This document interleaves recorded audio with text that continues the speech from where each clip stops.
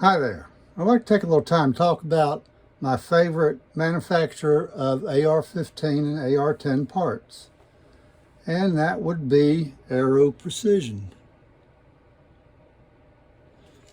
Right here I've got 3 different rifles that I've built using Aero Precision parts, and I'll go over them with you briefly. These two both are almost identical. Both are built on the M4E1 upper receiver and their standard lower receivers.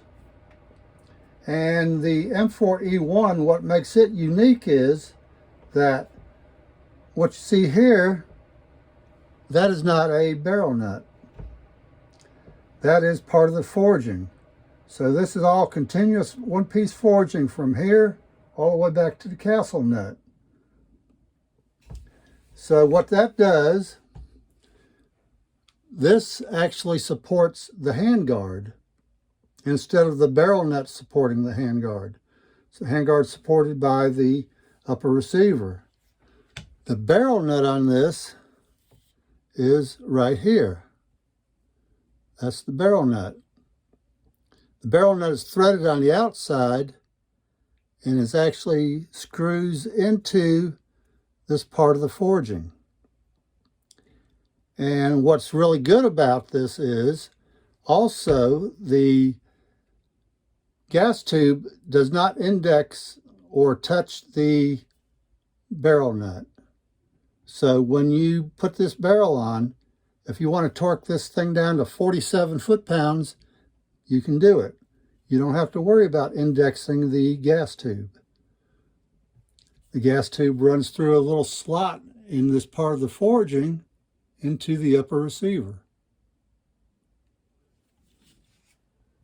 Now, the fit and finish on Aero Precision parts is second to none, in my opinion. The fit between the upper and the lower receiver is so tight that you hardly can see any light through the slot at all. Some upper and lowers you can see daylight through between the two pieces. This is hard to do that. You might see a little pinprick, but that's it. There's also a screw up under here. You have to take the pistol grip off to get to it. And it has a rubber tip screw that will actually put a little pressure onto that locking lug, the rear locking lug, to make the tight fitter. I've never had to use it on either one of these builds that I've done right here. I have not had to do that. They fit perfect. There's no wiggle, no wobble. They fit perfectly. Now, on this rifle here, I have this Ballistic Advantage barrel. This is their slim profile or light profile, I forget how they call it. It has the pinned on low profile gas block. It is, I believe their finish is called a QRP finish. It's a nitrated finish. This one is 1 in 7. And this barrel is lightweight. I forget what the weight is on it, but it's not much at all. You can see it's a slim profile. And the Hansen series, if you don't know about the Hansen series, you can read up on them. But they are made to have a proper harmonics on the barrel. And of course this is free floated. I've got 2 different handguards here I'd like to share with you. This is, and I forget the model name of this handguard. This is their handguard that has the continuous Picatinny rail. You can see where it's tabbed, has tabs right here that will index the upper receiver. And this is made specifically for the M4E1 upper receiver. And it has 8 screws that holds it on, 4 on each side. It's a really nice handguard. It's a good tight fit. Right there. And it screws on 4 screws on this side, 4 on the other. And you also notice this upper Picatinny rail on the upper receiver does not have that little blank space on the end of it. And so when this handguard goes on, it's continuous all the way down. There is no break whatsoever in this upper receiver. And that's a really nice feature. Just one of the little nice features you'll see with Aero Precision products. They also have a M4E1 lower receiver that I'm just dying to get. And it's on my wish list for 2022. And it's a forged receiver that kind of looks like a billet receiver. And it has a really aggressive flare on the mag well, and the trigger guard is molded into it. It is forged, but it looks like a billet. And they say forged stronger. I'm not sure. Okay, I have another handguard I'd like to share with you, and the other handguard is the one that normally goes on this rifle. And this is their Quantum Series handguard. It's a little bit different where it doesn't have the continuous Picatinny rail. It does have the indexing tabs on the end of it, just like the other one does. It's a bit heavier. This other one weighs in 8.6. This one is 11.8, so 3 ounces heavier right here. It's a bit thicker, and it's cheaper. It's a cheaper handguard. But to be honest with you, I think I like it better. And it has a little, maybe 2-inch Picatinny rail that screws onto the end of it. You can see one screw right there. And it also has a slot and a tab that it indexes, and it supports it as well, so it doesn't rely on just the 2 screws to hold it on there. Really nice. I just picked these up. I bought one right before Christmas, and I got the other one a few weeks later. I liked them so much. And so, like I said, this one is the one that will go on this rifle right here. And it slides on, indexes on, and it's already a real tight fit without the screws. So you can imagine when it gets screwed on, this you could beat a car apart with this thing. Not really, but okay. Let's move on. Let me pull this one out, move this one back. This is my main go-to rifle here. This one has probably a couple thousand rounds downrange. I built this one several years back. Actually, about 5 years back, I originally built it, but then I upgraded it with the Aero Precision lower receiver, upper, and handguard here about 3 years ago. This is my main go-to right here. This particular rifle has a FN hammer forged barrel, the chrome line hammer forged barrel. It's really a nice shooter, but to be honest with you, the Ballistic Advantage barrel will shoot tighter groups than this one right here. The Ballistic Advantage is a tack driver. I really like it.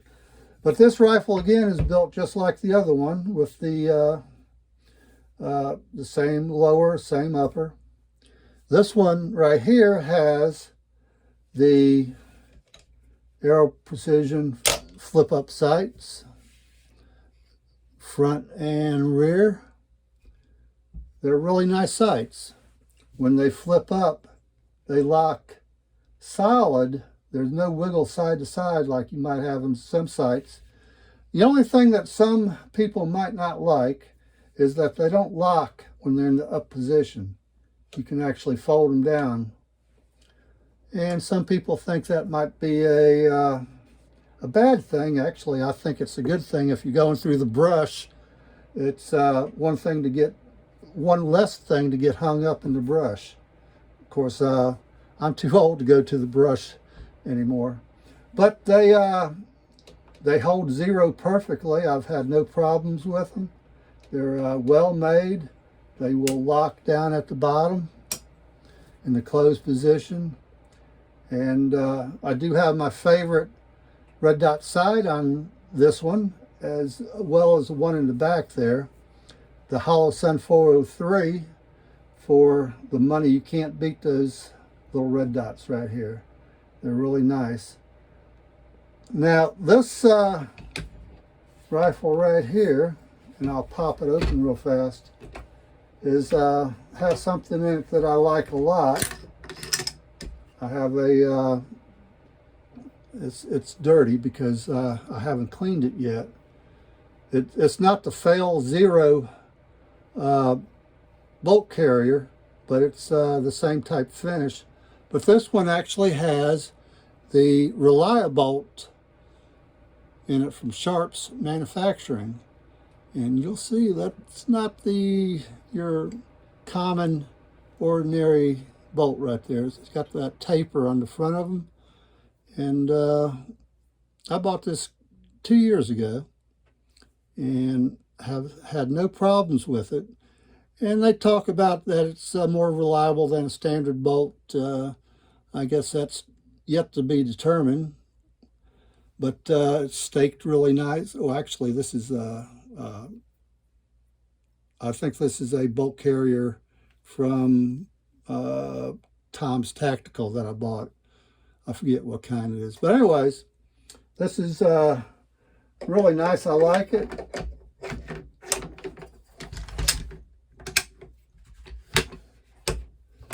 Now, both these rifles have been super reliable, no problems.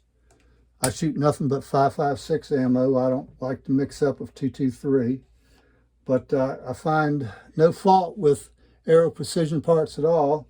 And both of these have Magpul stocks on them. This is the STR, I believe it is. And this is the ACSL, which L stands for light. This one right here, the sights on this one are actually Samsung sights. These are fixed sights. I don't use an optic on this one.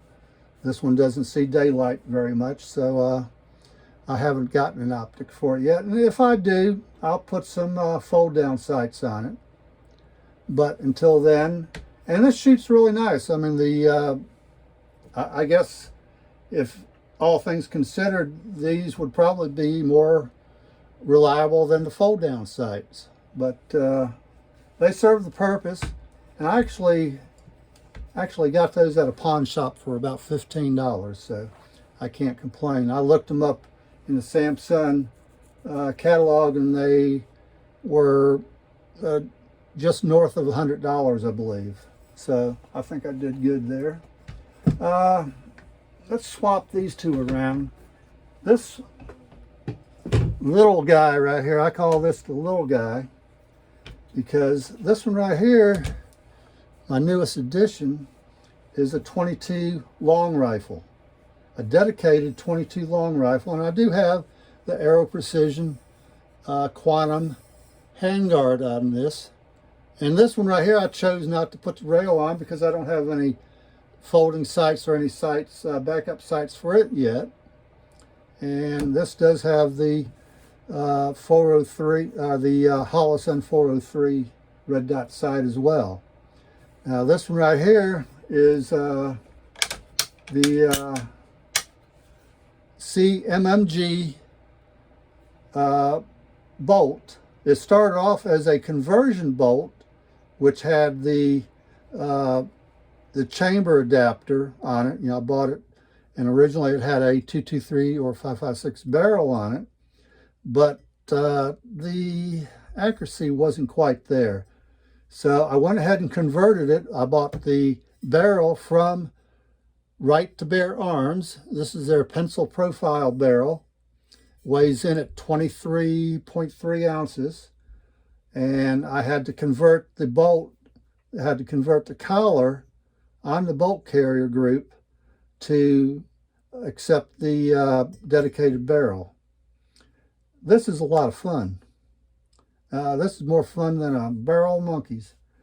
You can go through a lot of 22 ammo with this thing. Every time I go to the range, I'll burn up a couple hundred rounds. Of course, I'm taking my grandsons with me, and they love shooting the evil black rifle. But this is also a ghost gun. And there is no serial number, no markings on it. That was my grandson that just popped in. This is something that I've done right here. I've got several of these 80% receivers that I've milled out with the 5D tactical jig, which is the king of jigs. Mill so fine. I guess, you know, it's a lot of the user also, but that is, if you're going to do it 80% receiver, 5D tactical is the way to go. So this is a lot of fun right here. I had to steal the lower assembly off of another rifle, which I still have yet to build a lower receiver for this. I have the receiver itself, but I have to get the parts kit and a stock and pistol grip. So I just wanted to share with you some of the stuff I've done here, and highly recommend Aero Precision. In fact, I had an opportunity to use their customer support here just a few weeks ago, and when I ordered my first handguard on December 22nd, I checked their site on December 23rd, and it had went on sale. I originally paid $119 for it, and it went on sale for $89. So I called them up and asked them if I could get a refund for the difference, and they didn't hesitate. They said yes, and I think 2 days later they had credited it back to my debit card. Really good customer service, a really good product. There's not much more I can say about that. I mean, that's all you need. Good service, good product. So I'm going to end it here and talk to you later.